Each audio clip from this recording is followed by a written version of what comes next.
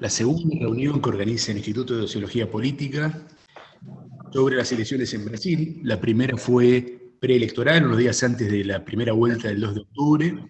Ahí tuvimos la oportunidad de analizar los escenarios y hacer algunos pronósticos y también discutir las implicancias. Finalmente la primera vuelta se realizó.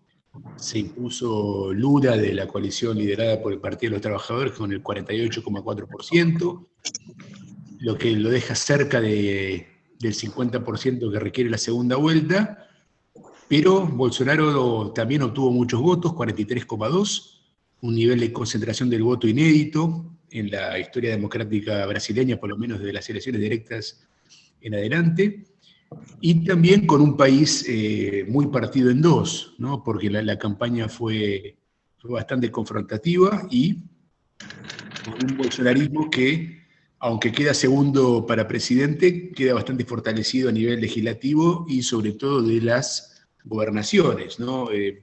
Ganando en muchos casos, por lo menos en primera vuelta, hay que ver qué pasa en la segunda, algunos estados que tradicionalmente gobernaba el partido, el PSDB, que queda próximo a la extinción.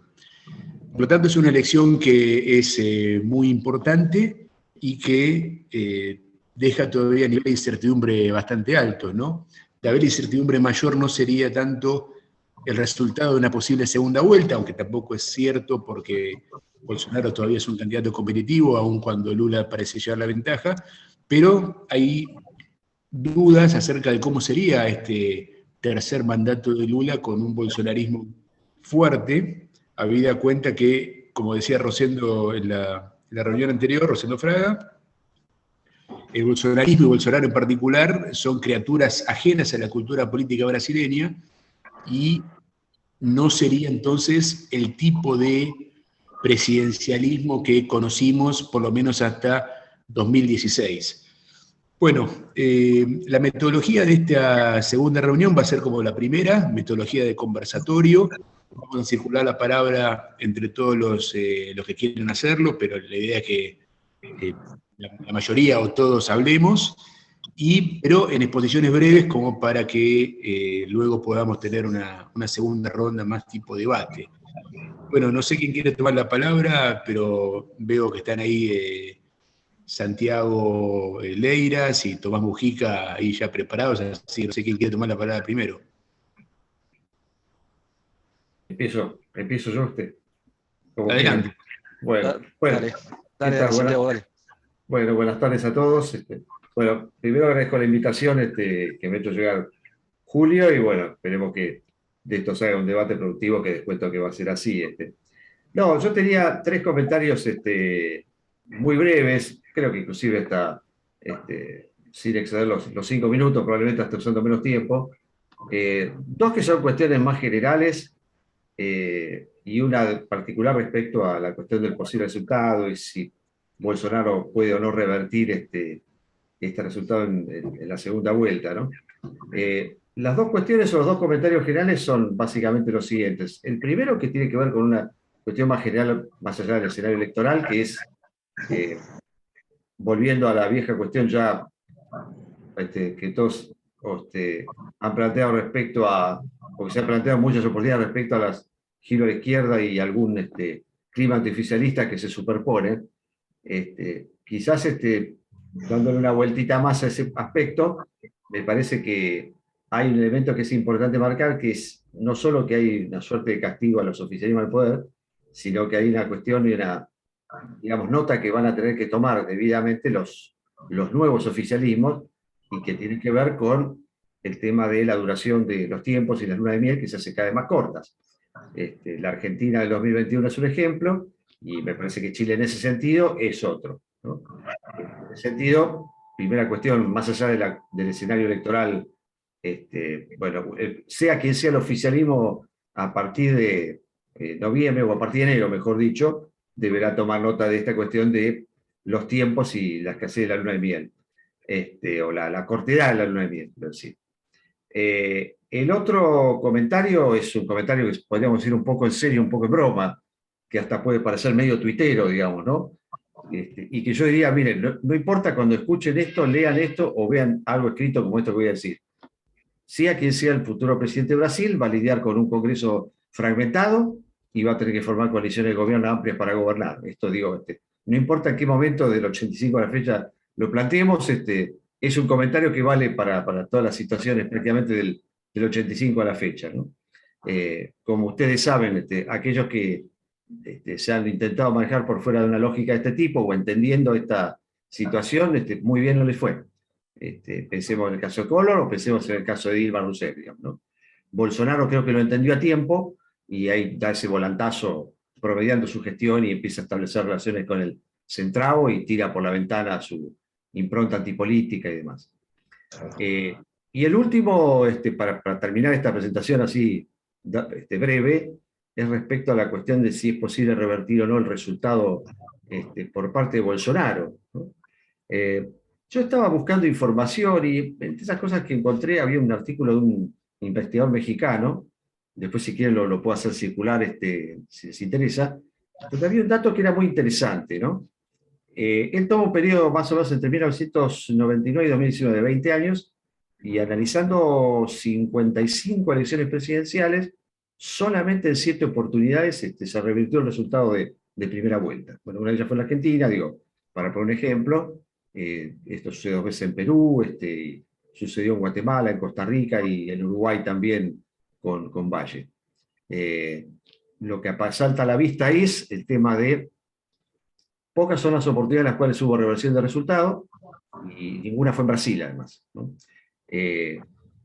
Esto sumémosle apoyos institucionales de Tebet, Ciro, más la cercanía que Julio marcaba en la presentación inicial, parecerían perfilar un escenario mucho más favorable para Lula.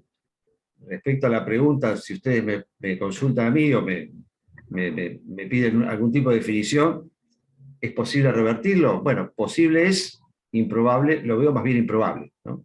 Teniendo en cuenta estos 3, 4 elementos que yo marcaba acá.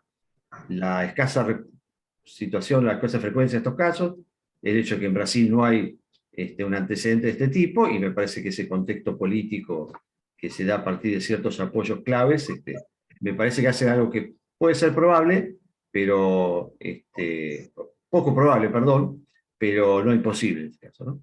Bueno, estas son las 3 cositas que yo quería comentar, como les decía al principio, 2 consideraciones más generales y una más bien particular respecto a posibles escenarios y posibilidad de reversión o no del resultado de primera vuelta. Así que bueno, este sería mi primer comentario y bueno, quedo escuchando los comentarios de ustedes que seguramente van a ser de más interés que el mío. Eso lo descuento. Así que bueno, gracias por el tiempo, Julio. Rosendo. Bueno, muchas gracias. No sé si Tomás ahora sí querés tomar el micrófono. Dale, bueno, buenas tardes. Un gusto poder encontrarnos de nuevo. Yo, un poco continuando lo que planteaban tanto Julio como Santiago, respecto al resultado electoral, no hay mucho para decir. Digamos, cuál vaya a ser el resultado de la segunda vuelta. Me inclino por una victoria de Lula, es decir, entiendo que es más probable una victoria de Lula en función de lo que estamos viendo en las encuestas, más allá de la prudencia con la que hay que tomar y cómo se van dando los apoyos dentro del espectro político. Y también, bueno, obviamente la brevedad, lo poco, digamos, el espacio relativamente breve en términos de votos que tiene que conseguir Lula para acceder a la presidencia. Yo diría 3 comentarios. Uno también tiene que ver con lo que dijeron tanto Santiago como Julio, que es cómo quedó el Congreso y sobre todo el gran resultado que obtuvo Bolsonaro y sus aliados, tanto en el Congreso como también a nivel de las gobernaciones. Ahí hubo un crecimiento importante. Bolsonaro y sus aliados estarían en torno a los 246, 250 y pico de diputados. También hubo un crecimiento en el Senado. Varios exministros de Bolsonaro resultaron electos para el Congreso: Eduardo Pazuello, Teresa Correa, el propio Sergio Moro, que ahora está en vías de reconciliación con el presidente, el vicepresidente Hamilton Mourão. En definitiva, hay un crecimiento y eso obviamente junto con el papel del centrado, va a condicionar al próximo presidente.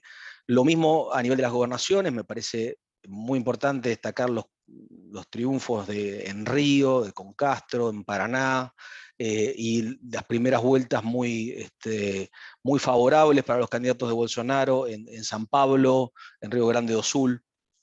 Esto en cuanto al resultado de la primera vuelta, que en definitiva estos son resultados que ya están cerrados o próximos a cerrarse. Segundo punto que me interesaba destacar, y que me parece que por ahí es lo más significativo que nos dejó la primera vuelta, y es algo de lo que conversábamos en nuestro encuentro anterior, sin duda lo que marca esta elección es que el bolsonarismo no fue una casualidad, sino que es un proyecto político con un sustento electoral considerable, y que más allá de qué suceda con Bolsonaro, cuál sea su suerte política, el bolsonarismo o lo que el bolsonarismo viene a representar va a persistir. Quiero decir, me parece que lo que muestra la elección es que hay una amplia base electoral en Brasil que apoya un proyecto que es conservador en materia de valores, que es más pro mercado que el del PT, o de la centroizquierda, que demanda mano dura en materia de seguridad, que está incluso a favor de posiciones libertarias, si se quiere, en algunos temas como la tenencia de armas. Es decir, me parece que hay una agenda que defiende buena parte de la sociedad brasileña, y entiendo que Bolsonaro está encarnando eso, y si no está Bolsonaro, seguramente aparecerá otro líder que pueda defender esa agenda. Está claro también que es una base electoral muy heterogénea, no exenta de contradicciones internas, pero me parece que está ahí, y que incluso el propio Lula está de alguna manera reconociendo parte de esa agenda, con algunas intervenciones en estas semanas, por ejemplo, sobre el aborto, sobre su posición religiosa, ¿no? Casi cómico, pero tuvo que salir a explicar que él no quería cerrar iglesias, que no había hecho un pacto con el diablo, etc. Pero en fin, me parece que está ahí. Hay mucha clase media, se ve más apoyo entre los que tienen entre 2 y 5 salarios mínimos, pero también hay sectores populares. Obviamente hay un rol importante en los evangélicos, mucha fortaleza en el centro-sur y en el sur del país, en el centro-oeste. En definitiva, creo que ese es un elemento para tener en cuenta en lo que sigue, digamos, en el futuro a mediano plazo de la política brasileña. Y finalmente, un tercer punto que tiene más que ver con la coyuntura del 30 de octubre, digamos, y lo que suceda en la elección, y que también nos preguntábamos, sobre el cual también nos preguntábamos en nuestra reunión anterior, es qué pasa si el resultado es muy ajustado, es decir, cuál sería la reacción, sobre todo del presidente y de su entorno más fanático. También de los militares parecen haber dado algunas señales de prudencia en este sentido. Hay claramente, Rosendo lo decía también la otra vez, presiones internacionales, y hay una voz de Estados Unidos sobre todo pidiendo que, digamos, el cumplimiento de las normas institucionales, pero ciertamente cuál puede ser la reacción de Bolsonaro y de su núcleo más duro es un interrogante. Bueno, estos son como mis 3 comentarios digamos, que dejo abierto para comentarios y que sigamos la conversación. Gracias. Bueno, gracias Tomás. Recuerden, si quieren tomar la palabra, que está el recurso de levantar la manito del Zoom. No sé si alguno de los Patricios... Sí, Patricio Talavera. Genial. Bueno, gracias Julio, gracias Rosendo por la organización y la invitación. Yo me gustaría realizar 5 observaciones cortas sobre la elección brasileña. En primer lugar, me parece que la primera fuerza política en Brasil es la inercia, en el sentido de que en el caso hipotético de que Lula gane la segunda vuelta, va a ser por un margen extraordinariamente pequeño, con una bajísima capacidad para cambiar la dirección, el sentido de las políticas públicas de manera muy radical a lo que hemos visto en estos últimos 3 años y medio. Desde 1945, por lo menos en lo que yo tengo registro, hubo en el mundo 45 reversiones de resultados de primera vuelta en segunda, desde el año 45 a la fecha. 14 solamente fueron en la última década. Estamos viendo una aceleración de una recurrencia, cada vez son más normales las reversiones. Y 8 de esas 14 fueron con diferencia de más de 10 puntos de diferencia entre el primero y el segundo. Esto se añade una complejidad que tiene que ver con la necesidad de tomar las encuestas que estamos observando con más pinza de lo usual, porque Brasil no ha tenido censo. Brasil, por tanto, no sabe hoy exactamente cuántos pobres tiene, y sobre eso se montan las muestras que se arman, digamos, las muestras de las encuestas, que tienen problemas para prever a dos segmentos en particular: el votante de menos de 2 salarios mínimos y el votante evangélico. Si uno toma la composición de esas encuestas, varía mucho de casa encuestadora a casa encuestadora, de entre 35 a 61% de la muestra total. Eso hace que uno tenga que ser más cuidadoso con esos números. El segundo, bueno, una tendencia que va a ser también complicada de contrarrestar es que en el índice de Bidem, Brasil ha marcado un deterioro relativamente notorio. Ha sido uno de los 5 países con mayor proceso hacia formas de autocratización en el mundo, y los estudios marcan que son pocos de esos países que lo logran revertir. En segundo lugar, hay un patrón Trump en Bolsonaro, pero no en modos, no tanto en estilo, sí en voto.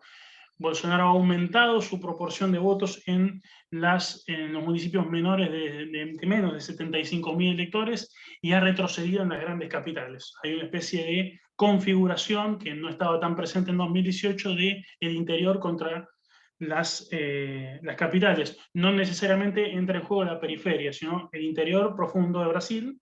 Lo vemos en las votaciones del centro-oeste, Mato Grosso, Mato Grosso do Sul, contra las ciudades de San Pablo, Belo Horizonte, etc. En tercer lugar, una tendencia a una dinámica de estancamiento, de empate o de paridad muy fuerte entre dos grandes polos, con un centro totalmente diluido.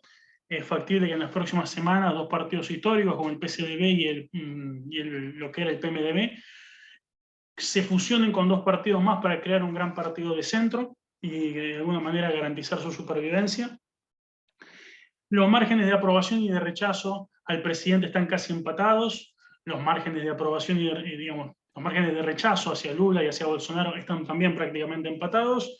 Eso hace que Bolsonaro se acerque al requisito de tener un 40% de aprobación, que es el piso mínimo que un presidente en Brasil necesita para ser reelecto. El cuarto punto tiene que ver para mí con el aterrizaje del sistema de partidos brasileño. Estamos yendo hacia una simplificación de la oferta, que está siendo pagada por el centro político en favor de la derecha. La izquierda oscila, pero se mantiene. Estamos hablando de que el Frente Brasil Esperanza, que es la federación que orbita en torno al PT, va a tener 80 diputados, el Partido Liberal de Bolsonaro va a tener 99, y estamos en la Cámara de Diputados ante el número efectivo de partidos más bajo en 16 años. Eso es la reforma electoral de 2017. El sistema consolidándose con menos actores y con una nueva derecha. El otro que está pagando la cuenta de esa consolidación son los evangélicos. Los evangélicos en 2018 se distribuían en 23 partidos. Hoy se distribuyen en 15. Hay más policías, hay más influencers y menos representantes de iglesias evangélicas. Más bolsonarismo compuesto de manera heterogénea que el componente religioso. Si a eso sumamos que la bancada evangélica, la mitad son católicos, vamos a ver un cambio de fondo con respecto a la posición de los evangélicos en el sistema político. Lo que sí, por último, lo que podemos ver es que vamos nuevamente, como de 2014, hacia la construcción de una presidencia débil. Bolsonaro es un líder débil de un movimiento fuerte, que de alguna manera se vio arrastrado sistemáticamente hacia las políticas del centrado a hacer cosas totalmente a contrapelo de su propia carrera política. Bolsonaro nunca fue liberal, Bolsonaro nunca, de alguna manera, sostuvo preocupaciones, por ejemplo, en política exterior sobre Venezuela, hay declaraciones pro Chávez en su historial, de alguna manera se ha ido acercando y como ha confesado en el día de ayer, entregó parte de su presidencia al centrado y bajo la forma de lo que se llama el orçamento secreto, reparto de fondos públicos sin claridad en ese reparto, con motivos evidentemente clientelares, como se conocen en los registros públicos, no lo voy a citar, que se han difundido en estos días, y que pueden explicar los 3 puntos de diferencia que no se vieron en las encuestas de alguna manera, pueden ayudar a explicarlo, y la mejora sustantiva de Bolsonaro en zonas como el nordeste del país. Muchas gracias. Gracias, Patricio. No sé quién quiere tomar el micrófono. Ignacio Lavacchi, Lourdes. Patricio Justo. Bueno, ¿qué tal? Julio, ¿cómo les va a todos? Muchas gracias. No, yo la verdad que no quiero ser redundante, sobre todo porque coincido prácticamente con todo lo que se ha dicho anteriormente, y justamente el primer punto quizás que quería mencionar en términos del resultado. La verdad que es poco lo que se puede decir visto cómo está planteado el escenario, ¿no?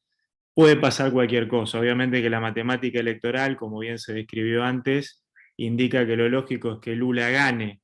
Se supone que él retendría los votos que ya sacó, y ese poquito que le falta, hay varios canales o posibilidades que tiene abiertas para conseguirlos, más allá de los apoyos que dieron los dos candidatos menores, los expresidentes, ¿no? Se supone que esa sería la lógica. Ahora, yo me inclino por plantear que esto todavía es un escenario abierto por muchas cosas que pasaron. Lo de Bolsonaro realmente fue muy importante en la primera vuelta, y bueno, algo se mencionaba, creo que no sé si hubo alguno de los ministros o candidatos de él que no fue electo, prácticamente todos, y algunos que eran personajes pero muy polémicos, como este exministro de Salud. La verdad que eso fue muy importante, y el resultado que obtuvo en algunos estados donde él se suponía que iba a ganar, pero ganó incluso por más.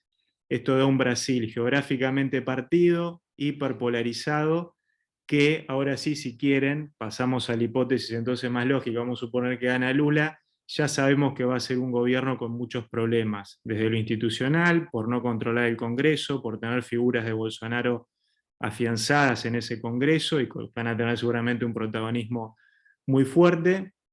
Y les diría esto: si quieren, incluso imaginemos el escenario que un Bolsonaro después de esa derrota se retira, baja el perfil, pasa a un segundo plano.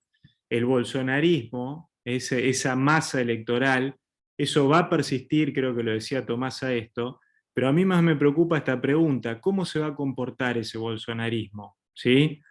Saquemos el rótulo de Bolsonaro, hablemos de ese cuerpo que representa ideológicamente todo eso que se habló anteriormente. Justamente ahora, no sé si han visto, en el Congreso de los Estados Unidos se está haciendo esta audiencia para revisar lo que pasó en enero, ¿no? El ataque al Capitolio. ¿Cómo fue el ataque al Capitolio? No lo organizó Trump, no hubo un líder. El líder ese después justamente ahora lo están acusando de haberse sumado y haber incluso envalentonado esa protesta. Bueno, ¿puede pasar en Brasil algo parecido? Que de esos sectores radicalizados algunos intenten acciones de ese tipo. Saquemos el día de la elección también, que justamente creo que se planteó anteriormente qué puede pasar el día de la elección. Yo creo que Bolsonaro, no sé, no veo un riesgo de que haya incidentes el día de la elección si hay una derrota, salvo que sea algo muy ajustado. Pero digo, el día después, lo que viene para el mandato de Lula, sí creo que hay que prestar atención a algunos grupos muy radicalizados que van a permanecer activos ante un Lula débil con muchos factores en contra. Me parece eso como un tema importante. Y después dejo también una cuestión: las encuestas, ¿no? Cada vez nos sirven menos para pronosticar lo que va a pasar. Hay ahí cuestiones, algo se habló anteriormente, de que bueno, Brasil no tuvo el censo, todo lo que ustedes quieran. ahí hay cuestiones de una metodología que ya no sirve para medirlo, hemos visto en otras elecciones presidenciales a lo largo y ancho del mundo. Yo sé que se está avanzando mucho ahora más en lo que es el Big Data, la inteligencia artificial aplicada a predecir, y mucho también metodología más vinculada a redes sociales. Ahí me parece que vamos a una transformación y tenemos como una brecha, me parece va a haber como un tiempo de transición en que las encuestas nos van a servir de muy poco. Por eso todas estas encuestas que estamos viendo, la verdad me dicen que Lula está 5 o 4 puntos arriba, me parece que no son indicativos de nada, más allá, repito, de esta matemática electoral, si se quiere llamar así, que indica que lógicamente Lula es el gran favorito. Pero bueno, eso por mi parte, y cedo la palabra a quien sigue. Muchas gracias. Gracias, Patricio. Yo tengo, ya sé que no todos hablaron todavía, pero quería hacer un comentario respecto de algo que dijeron Tomás y Patricio Talavera que está en posible contradicción, y es si el bolsonarismo es un fenómeno electoral o es un fenómeno que podemos entender institucionalmente en función de las transformaciones de los partidos no lulistas del sistema. Si uno ve la geografía política de Brasil, es cierto, hay una regularidad, donde hoy gana el bolsonarismo es donde, por lo menos a grandes trazos, donde antes ganaba el PSDB o las fuerzas de centro-derecha, entonces más moderadas, que luego se transforman en la base del bolsonarismo. Por lo tanto, ahí hay una buena razón para pensar que tal vez no estamos ante un fenómeno tan novedoso, por lo menos en términos político-partidarios. Pero lo que para mí sigue siendo un interrogante es qué va a ser ese conjunto de 3, 4 partidos nuevos que también, como consecuencia de la reforma electoral del 2017, se convirtieron en la base del bolsonarismo sobre los restos de antiguos partidos de centro-derecha o derecha que se transformaron en União, en los republicanos, los progresistas. Si ese conjunto de partidos, que en el fondo viene de una cultura política más tradicional, más vinculada a la lógica del centrado y de la negociación y del presidencialismo de coalición, si Bolsonaro perdiera las elecciones, seguiría siendo una base política de derecha radical, o retrocederían hacia un estado de centro-derecha negociadora. Me parece que esa cuestión es fundamental, porque de ahí tal vez salgan algunas preguntas respecto de la gobernabilidad futura de un gobierno de Lula. Voy yo, Julio, si te parece. Yo tengo más preguntas, igual que todos, comparto muchas de las cosas que se dijeron. Me parece que un poco lo que estás diciendo tiene... No se escucha, Lourdes. ¿No se escucha? ¿Nada? Yo escucho bien. No sé. A ver. ¿Escuchame? ¿Escucha el resto o es Julio o son todos? Escuchan. Julio, ¿vos no me escuchás? Yo escucho. Sí, yo escucho bien. ¿Julio? Yo menos sigo sin. Ok. ¿Qué hago? ¿Sigo? Sí. Yo diría que sí. Bueno, no, primero me da la sensación que la polarización que se da por la persona, no por las ideas que encarnan las personas. Un poco lo que decía Julio recién en relación a la fragmentación, es porque la fragmentación en todo el mundo está, la sociedad, la representación está fragmentada en todo el mundo, por eso se gobierna en coaliciones.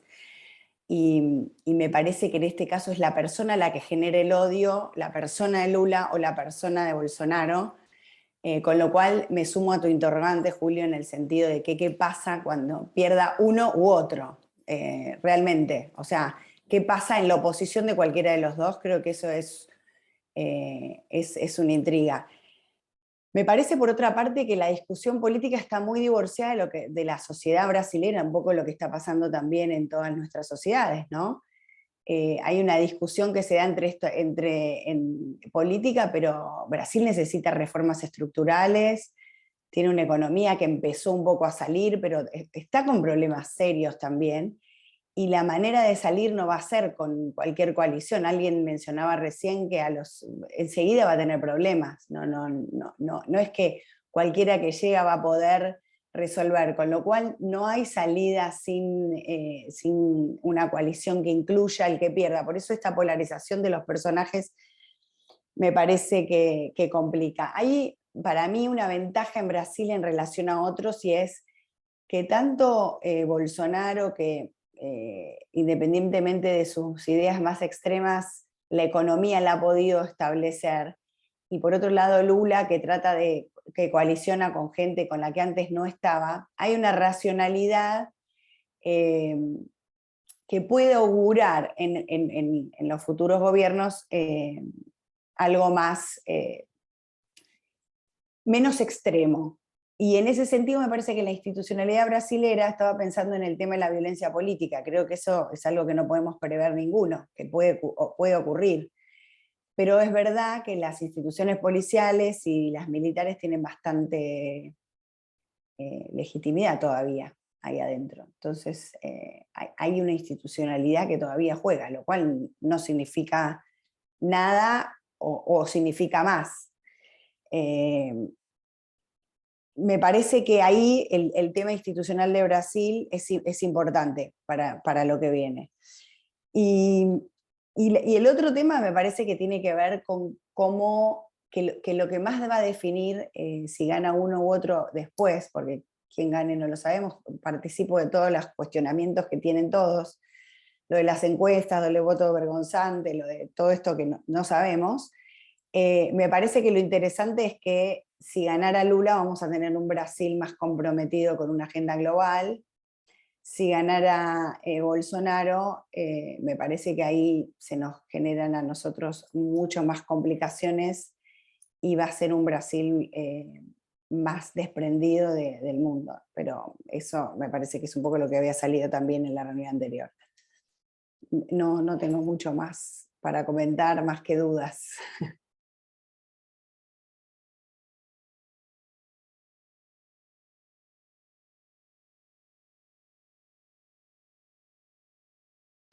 Sí, Pedro, adelante.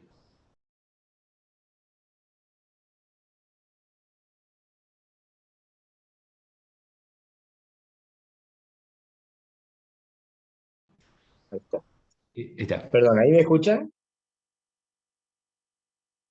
Bueno, ok, perdón, porque no me funcionaba el Zoom en la computadora, así que estoy con el celular. Y esto, la verdad que yo soy analógico, no he llegado ni siquiera a los umbrales de la digitalidad. Yo tengo algunos comentarios más que afirmaciones y sobre todo preguntas. Primero, el Brasil no es como los demás países latinoamericanos, ¿ah? Políticamente nunca ha sido, eso no es un detalle menor. Es otro tipo de estructura, otro tipo de distribución de partidos, de montones de partidos. Ahora está produciendo esta concentración en dos, precisamente por esta polarización. Los gobernadores tienen mucha importancia, y el centralado, como llaman ellos, el Congreso tiene muchísima importancia en todos los arreglos de distribución de dinero oficial y no oficial en el sistema. No es una cuestión de corrupción por el estilo, es cómo funciona. Y eso evidentemente, la composición que ya está, va a hacer que sea muy difícil para los dos, pero posiblemente mucho más difícil para Lula si gana la elección. Ese es un primer comentario. Con respecto a las encuestas, obviamente, como bien han dicho antes, no solamente en Brasil, en muchos otros lugares no están reflejando lo que siente la gente, quizás pues las mediciones son inadecuadas con los métodos que se usan, pero además, en esta elección hubo una cantidad no demasiado grande, pero importante, de gente que no fue a votar en la primera vuelta. Y no sabemos de quiénes son y cómo pueden votar esa gente. Y una cosa que a mí sí me sorprendió cuando vi el mapa electoral al día siguiente de la votación, la victoria de Bolsonaro se da en todos los estados donde se produce la mayor riqueza de Brasil, que no es un dato menor. Entonces eso efectivamente, no sé de qué manera eso puede impactar o no en la elección, puede impactar o no en que haya gente que sienta que sí puede haber un cambio que puede ser negativo para ellos, y eso quizá pueda tener un efecto también en el resultado de la votación. Creo que efectivamente, como están las cosas dadas, creo que Lula puede ganar. Que Lula cuando lo ve como que hay una cuestión que puede radicalizarse. Bueno, Lula no se radicalizó en ninguno de sus dos primeros mandatos, así que no veo por qué se va a radicalizar ahora. Es decir, en realidad fue un gobierno bastante sensato, incluso que le tocó momentos difíciles. Así que creo que no da para que, digamos, nosotros, por lo pronto, Argentina, otro país, tengamos miedo con lo que puede pasar si gana Lula. Bolsonaro ya sabemos que tiene algunas acciones propias suyas que son complicadas. Lo que sí creo es que es posible que gane cualquiera de los dos que gane, y esto no es por una cuestión de temor, cualquiera de los dos que gane, la relación con Brasil va a seguir siendo difícil.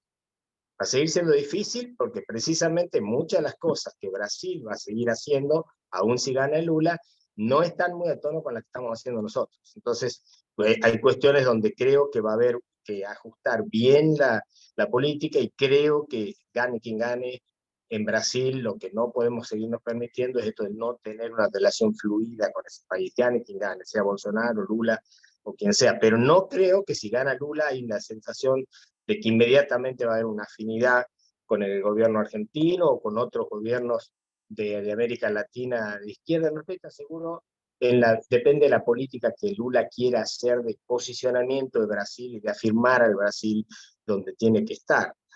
Y en eso obviamente es un país que, por otro lado, un dato que para mí no es menor, la economía tiene sus dificultades, pero la economía de Brasil no está andando mal. Esto en el sentido de la cuestión para Bolsonaro.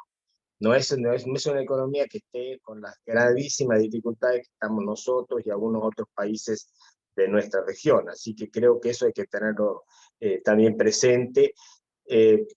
La lógica indicaría que gana Lula, por lo que es Lula mismo, que es una persona con mucha, por más que tiene un grado de rechazo en Brasil importante, pero tiene también su adhesión, más que nada, una adhesión respetuosa, cosa que creo que es un dato importante. Bolsonaro ha generado algunas tensiones, pero Bolsonaro hizo este acuerdo que mencionaba, no sé quién fue al final, con el Centrado, que es muy importante, y que eso efectivamente le va a dar a Bolsonaro y al bolsonarismo, si no gana, un acceso a ese congreso tan complicado como es el de Brasil, con todos esos mecanismos, que va a ser muy importante. Y la clase media, habrá que ver la clase media y la clase media industrial, además de lo que tienen más, para dónde van a estar, gane quien gane. Es decir, ahora van a estar en la votación, que se viene el 30 y después. Así que yo tengo más preguntas y dudas que certeza sobre qué es lo que puede pasar en Brasil el 30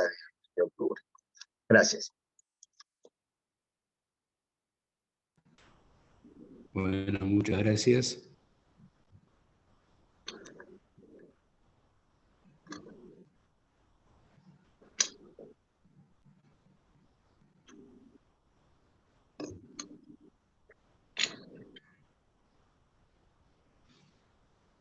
Pero no sé quién quiere tomar la palabra.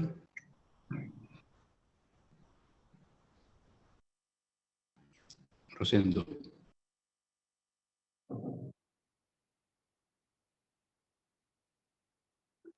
Está muteado, Rosendo. Coincido con todo lo que se ha dicho. Muy brevemente. Encuesta. Esto no empieza ahora. 2016, Brexit. Los bancos británicos se van contra todo. Su autocrítica. ¿Qué pasó? Tenemos todas las encuestas, todos los expertos. El Big Data sin precedente, nadie utilizó el Big Data en la dimensión nuestra en el Brexit, ¿no es cierto? Y la inteligencia artificial es la primera elección, el Brexit, ¿no es cierto?, el referéndum, en la cual se ha usado la inteligencia artificial. Y nos equivocamos, y perdimos bastante plata en este punto. Para mí esa fue la elección que realmente mostró las limitaciones de la tecnología en materia de pronóstico electoral. Es decir, no estamos, es un proceso que para mí, el 2016, con el fracaso rotundo del Brexit, tienen toda la información para muestras, no se vio. Y eso es... Ahora, las encuestas, cuando más imprecisas son, en su pronóstico, más efecto el político genera. ¿Qué es una elección buena o mala? Es la que está, cuando más cerca se está la expectativa, bueno, la elección, cuando más lejos, Bolsonaro hizo una buena elección. ¿Por qué hizo una buena elección? Porque sacó más que las encuestas estaban diciendo. Es decir, las encuestas, a mayor falibilidad, más efecto político, ¿no es cierto? Yo pierdo, pero estuve por encima de la expectativa de las encuestas, buena elección, pero perdí. Entonces, este es un punto. Segundo, retomo el tema de Messi. Yo, insisto, para mí Bolsonaro es un hombre ajeno a la cultura política brasileña. Getúlio Vargas era un caudillo, era un dictador, ¿no es cierto? Encabezó un golpe, pero el hombre que estaba es un típico producto de esa cultura política brasileña que combina caudillismo con negociación, caudillismo con negociación. Bolsonaro, sí, ha cedido en algún momento, pero no es fácil. ¿Qué hace si pierde? Porque llegamos a la elección anterior con un Bolsonaro que decía que iba a ser Trump, que decía que el sistema electoral estaba viciado, que decía que le iban a hacer fraude y que después no hizo nada, ¿no es cierto? No lo hizo porque considera que puede ganar ahora, entonces ya no deja de criticar. Bueno, eso lo veremos. Pero para mí es un personaje que, ¿no es cierto?, genera dudas, como alguien recordó, es decir, Estados Unidos hizo una serie de declaraciones, intimaciones públicas en las 2 semanas previas a la primera vuelta y los meses previos. Ahora, yo creo que hay un efecto regional que yo lo miraría obvio. Si gana Lula, se refuerza el retorno del progresismo en América Latina, retorna. Sí, eso claramente es así. Pero ¿qué está pasando del otro lado? Sí, gana Boric y, bueno, un señor que se llama Katz saca 45 en la segunda vuelta. Gana, no sé, Petro en Colombia y un señor que se llama Hernández saca 47% del otro lado. Es decir, yo creo que acá, en Perú, ¿no es cierto?, gana Castillo y Keiko Fujimori saca casi lo mismo. Ahora, se está también generando, y en esto Bolsonaro juega un papel, aunque sea muy diferente, no menor, una derecha, que la podemos llamar derecha dura, populismo de derecha, derecha conservadora, posfascismo, bueno, pero claramente una fuerza que no existía, es decir, a partir de Bolsonaro. Distinto, ¿no es cierto?, a Piñera en Chile, incluso, ¿no es cierto?, Uribe en Colombia, es decir, no digamos en Brasil respecto a lo que era el centro derecha de origen socialdemócrata de Cardoso, ¿no es cierto? Acá se está generando, sí, gana la centroizquierda, pero enfrente se está articulando. Ahora, ¿qué es lo que pasa con esto? Yo, bueno, esta elección importa más allá de la región. No es que importe masivamente más allá de la región, importan los sectores que conducen la política. Es decir, ¿qué estás mirando? Es decir, Meloni en Italia el 25 de septiembre. Bolsonaro, gane o perso, demás, el 30 de octubre. Y el 8 de septiembre, medio mandato de Estados Unidos. ¿Tiene algo que ver Bolsonaro con Trump? Yo creo que sí, tiene que ver. Claramente tiene que ver en una serie de manifestaciones de afinidad política. ¿Tiene que ver esto con Meloni? Bueno, sí, tiene que ver, ¿no es cierto? En las reuniones de España, Trump mandó Bolsonaro no se movió, Trump mandó su video. Y sí, acá hay un artículo. Y Brasil es el segundo electorado del mundo occidental. Primero Estados Unidos, después Brasil. El segundo electorado del mundo occidental. ¿No es cierto? Entonces, lo de Brasil, hoy, ¿no es cierto?, porque estamos auge de nacionalismo, pero la globalización política está funcionando más que antes, ¿no es cierto?, en este punto. Entonces, lo de Brasil yo creo que importa una región, es claro, efectos políticos, ¿no es cierto?, que esto va a tener, la misma política argentina, ¿no es cierto?, los actores van a entrar a moverse el 30 de octubre de acuerdo al resultado, los actores en la política interna, pero esto también está importando fuera de la región, porque hay un crecimiento, yo digo, el debate si es derecha populista, derecha conservadora, ultraderecha, posfascismo, está abierto, pero que hay un artículo, y en esa articulación Bolsonaro juega un papel importante. Listo ya. Bueno, muchas gracias, Rosendo. No sé a quién le falta tomar la palabra y decir lo que quiera decir.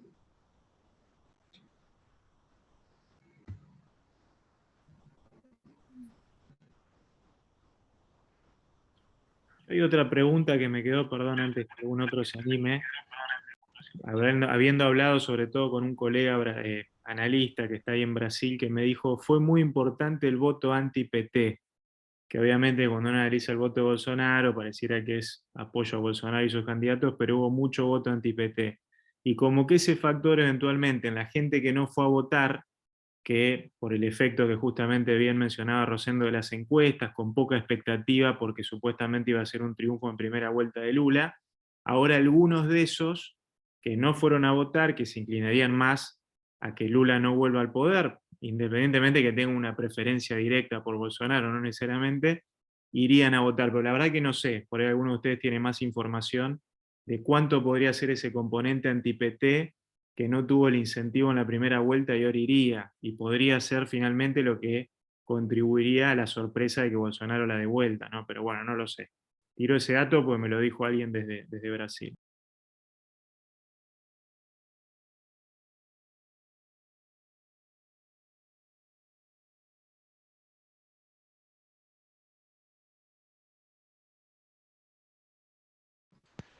Julio, ¿puedo hacer un comentario? Sí, perdón. Sí.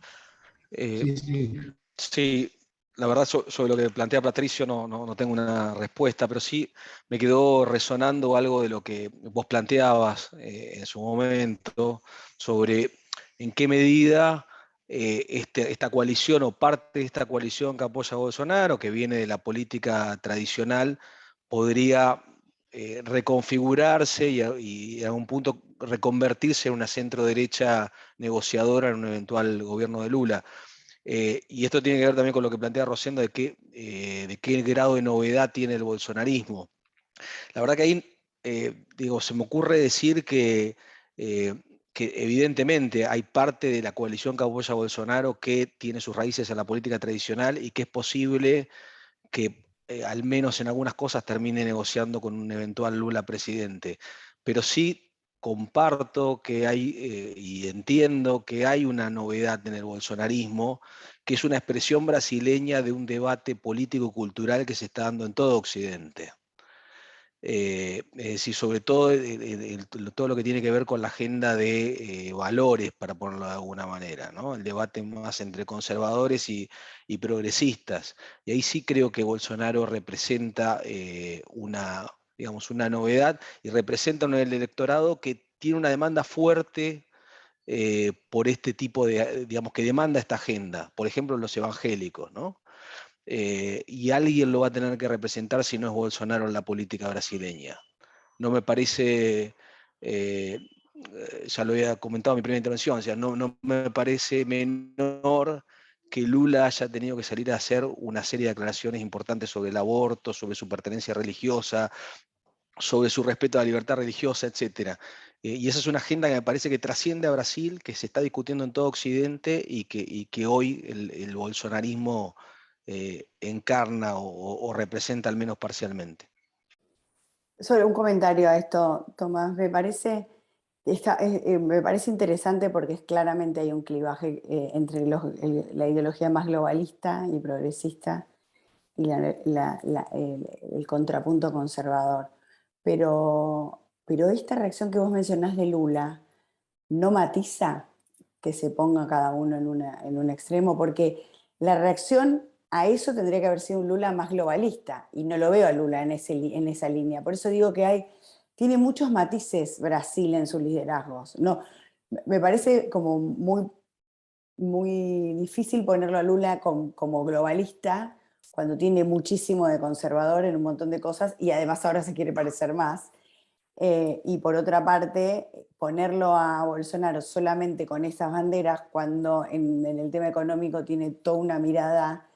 O sea, es complejo para mí homogeneizar la representación. Me parece que está complicado en ese sentido. Una cosa es en el momento electoral, otra cosa en el momento del gobierno. Pero bueno, tengo los mismos interrogantes, ¿no? Julio, si me permitís, para lo que planteaba Patricio Justo.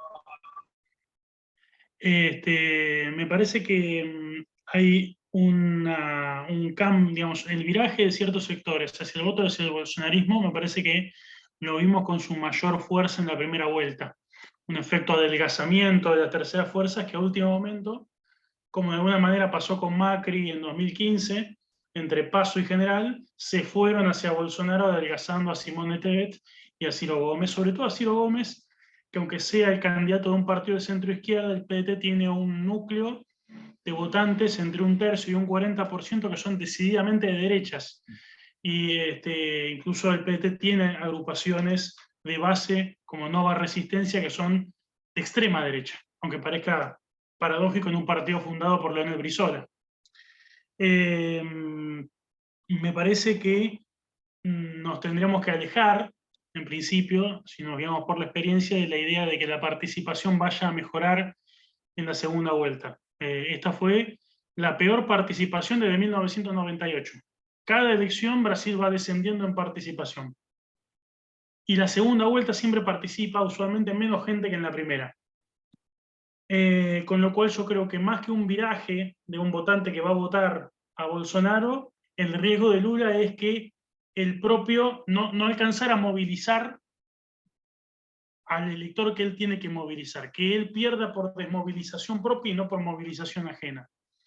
Y que el votante de Simone Tebet y el votante progresista de Ciro Gómez no vayan, tengan la tentación de no ir hacia una segunda vuelta, máxime cuando los sectores que más ausentismo tienen en las urnas son los sectores típicamente, son mujeres, analfabetas y sectores de baja renta. O sea, si un universitario en Brasil tiene 90 puntos, si participa en un 90%, el analfabeto un 45%. Entonces esa situación de votantes afrobrasileños, baja renta, mujeres, analfabetos, son esos sectores que propenden a una mayor ausencia electoral, y yo creo que si Lula tiene que tener en cuenta un riesgo para de cara a la segunda vuelta, es más la desmovilización propia o la falta de movilización propia que la movilización ajena. Gracias, muy interesante. Un comentario muy corto, justo sobre lo último que lo que decía recién Patricio Talavera. Este ejemplo que diste del partido, el de Bob Jefferson, ¿no? Uno de los descendientes de Brizola y creo que es no me acuerdo, el PDT o uno de los trabalistas, que era un partido que todos conocíamos como de centro izquierda o de izquierda sindical hace unos años. Perdón. Pensé que se decía algo, Patricio, perdón.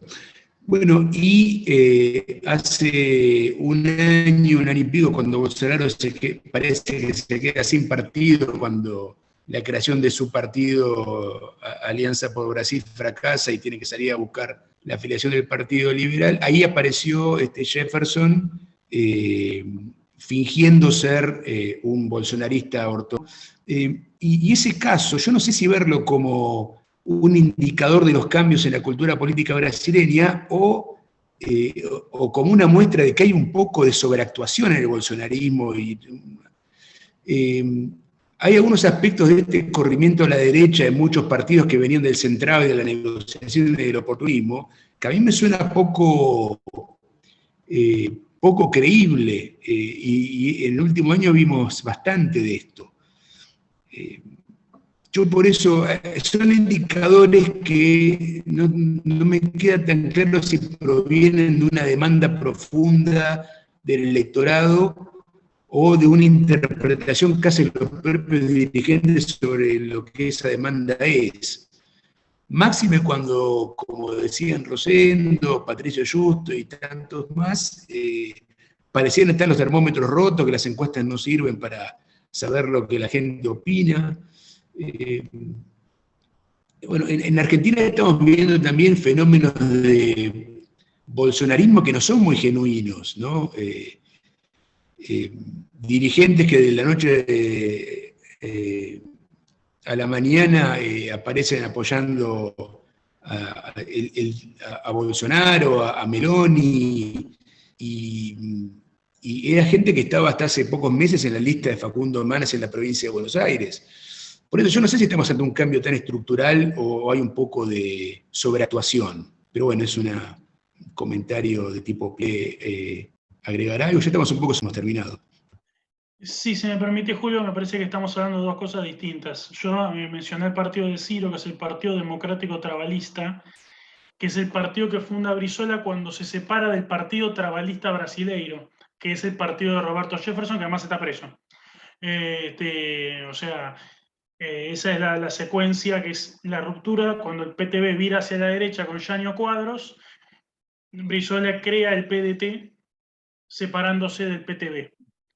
Y coincido con vos en el sentido que hay para mí también hay una sobreactuación ideológica, y me parece que hay una especie de necesidad de construir una identidad muy visible, una rutina visual en los militantes, en los adherentes, para vestir una estructura densa de intereses superpuestos, una trama que tiene que ver con influencias, con, digamos, relaciones corporativas, con cuestiones presupuestales, para vestir a esa alianza de nuevo cuño, a esa mesa de cuatro patas entre evangélicos, militares, bolsonarismo sociológico centrado, y dotarla de una especie de rostro ideológico que me parece que el aceite de esa máquina pasa más por otro lado, que funciona operativamente con otros andariveles, más que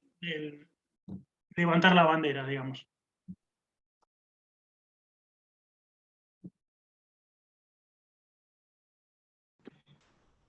Está muteado, Pedro.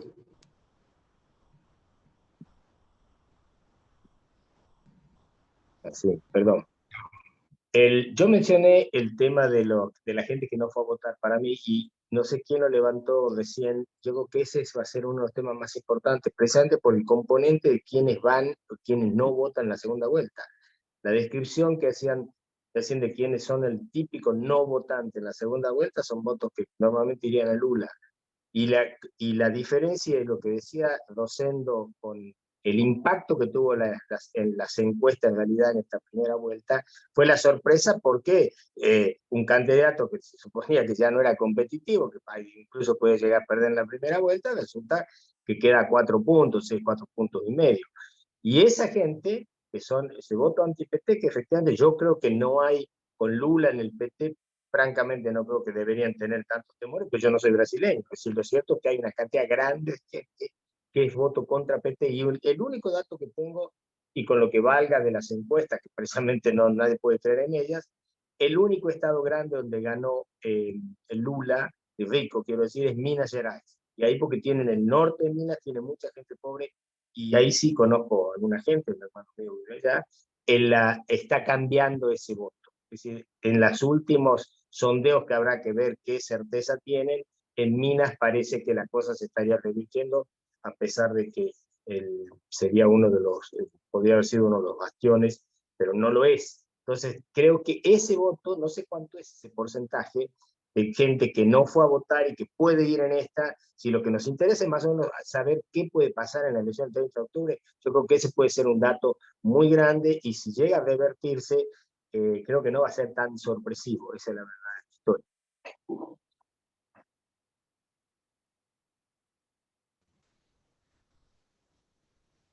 Julio, ¿Rosendo?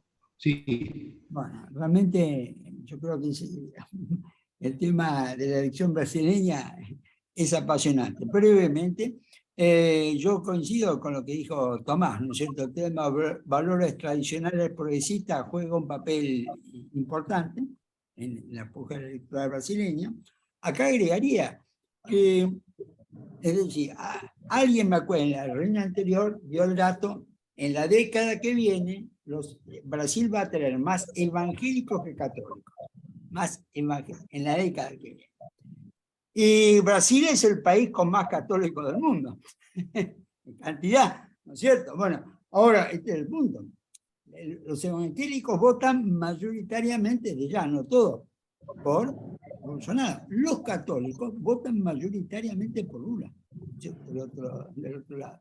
Esta es una cosa, yo diría, bastante particular. Es decir, los católicos brasileños practicantes son mayoritariamente de los sectores más populares, que es la misma base electoral de Lula. Los evangélicos tienden a ser más de clase media, ¿no es cierto? Y los obispos católicos en los últimos días han sido públicamente muy críticos de Bolsonaro en ese punto. Es decir, aparece una cuestión que es, para mí, las religiones con un papel activo en Brasil, que todavía no llega a la misma, me parece, en los otros países de la región. Ahora, cambio de voto o no cambio de voto. Es decir, está en este momento Lula, ayer, antes de ayer, concentrado en Pernambuco, Bahía, en lugares que llega a sacar el 70% de los votos. ¿Y por qué? Por lo que se dijo acá. Es decir, tiene que lograr que vayan a votar más gente de la que... Ahora, ¿cuál es la estrategia de Bolsonaro? La estrategia de Bolsonaro, para mí, es clarísima. 0% de inflación mensual. Ya hay dos. Este es el tercer contigo. 0% de inflación mensual. Y esto en Brasil importa. Economía así. Y del otro lado, está intensificando la distribución de subsidios a los sectores más vulnerables. Es como que él quiere jugar con lo mejor de la ortodoxia económica en términos electorales, cero inflación, y con lo mejor del populismo en términos electorales, que es los subsidios. Y esto es... Ahora, ¿se puede cambiar de voto? Sí. Y esto Lula lo tiene presente. ¿Puede alguien, aunque esto sea cínico, por un subsidio, dejar de votar a Lula, pasar a votar a Bolsonaro? Puede. 2, 3 puntos están en ese juego, y Bolsonaro está trabajando sobre ese punto. Termino, ¿no es cierto?, en este punto. El presidencialismo de coalición, que ha caracterizado las últimas décadas de la política brasileña, y a lo mejor un poco más atrás, no va a desaparecer como connotación central de la política brasileña. Pero Bolsonaro lo va a tensionar, y lo va a tensionar, sea presidente o sea opositor.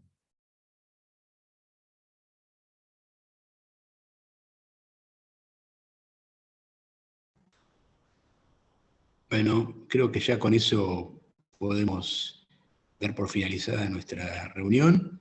No sé si alguien más quiere agregar algo, si no podemos despedirnos hasta la próxima reunión, que seguramente va a ser después de la segunda vuelta del 30 de octubre para analizar los resultados.